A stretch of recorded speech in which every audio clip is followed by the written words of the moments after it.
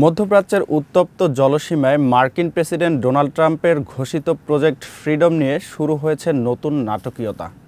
Hormuz প্রণালীতে আটকে পড়া বাণিজ্যিক জাহাজগুলোকে নিরাপত্তা দিয়ে পার করে দেওয়ার যে সামরিক অভিযান তিনি ঘটা করে শুরু করেছিলেন তা মাত্র 50 ঘন্টার মাথায় স্থগিত ঘোষণা করা হয়েছে।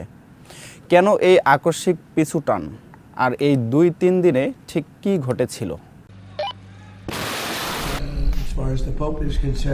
বিশ্বের মোট তেল ও গ্যাসের 20% যে পথ দিয়ে পরিবাহিত হয় সেই কৌশলগত গুরুত্বপূর্ণ হরমুজ প্রণালী গত কয়েকদিন ধরে কার্যত অবরুদ্ধ করে রেখেছে ইরান।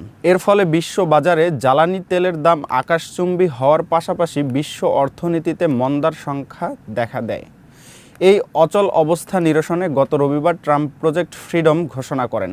ট্রুথ সোশ্যালে দেওয়া এক বার্তায় তিনি একে একটি মানবিক পদক্ষেপ হিসেবে বর্ণনা করে বলেছিলেন, মার্কিন সামরিক বাহিনী জাহাজগুলোকে নিরাপদে বের করে আনবে।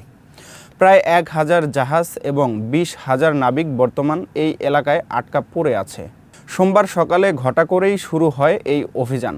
মার্কিন সেন্ট্রাল কমান্ড সেন্টকম জানায়, গাইডেড মিসাইল ডেস্ট্রয়ার 100টিরও বেশি যুদ্ধবিমান এবং 15,000 সেনা সদস্য এই প্রজেক্টে যুক্ত রয়েছে।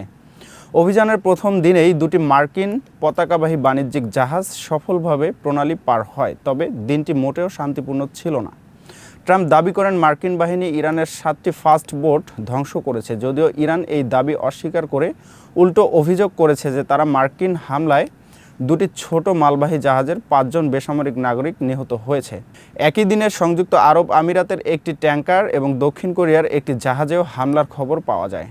মঙ্গলবার সকালেও মার্কিন প্রতিরক্ষা সচিব পিট হেক্সেস এবং পররাষ্ট্রমন্ত্রী মার্কো রুবিও পেন্টাগনে দাঁড়িয়ে অত্যন্ত আত্মবিশ্বাসের সঙ্গে এই অভিযানের প্রয়োজনীয়তা তুলে ধরেন।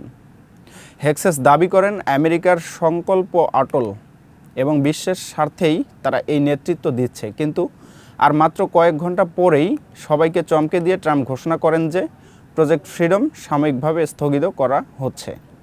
তার দাবি, ইরানের সঙ্গে একটি চুক্তির বিশেষ ব্যাপক অগ্রগতি হয়েছে এবং পারস্পরিক সমঝোতার ভিত্তিতেই এই বিরতি দেওয়া হয়েছে।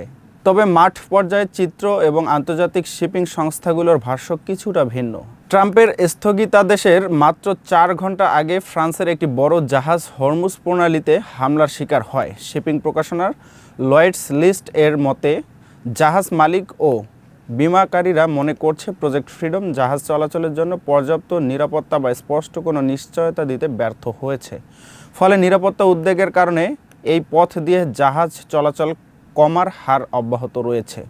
ট্রাম্পের এই লেজার ফোকাসড স্ট্র্যাটেজি কি তবে ইরানের চাপের মুখে বা কোনো গোপন সমঝোতার কারণে থমকে গেল, নাকি এটি কেবলই একটি বড় চুক্তির আগে কৌশলগত বিরতি?